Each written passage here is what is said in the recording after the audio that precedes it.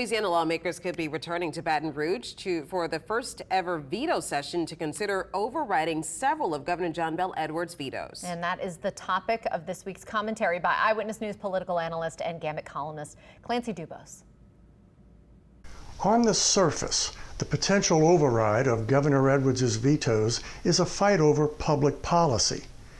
Lawmakers want to ban transgender students from school athletics and allow people with little or no training to carry concealed weapons.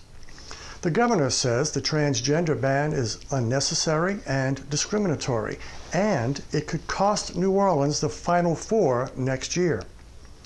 Edwards also says the gun bill would put cops, deputies, and citizens in danger. Beneath the surface, it's all about politics. The leadership of the Republican majority legislature wants to embarrass the Democratic governor by overriding his vetoes. Edwards wants to keep all that from happening. Depending on the outcome of their showdown, we citizens could have even more to lose.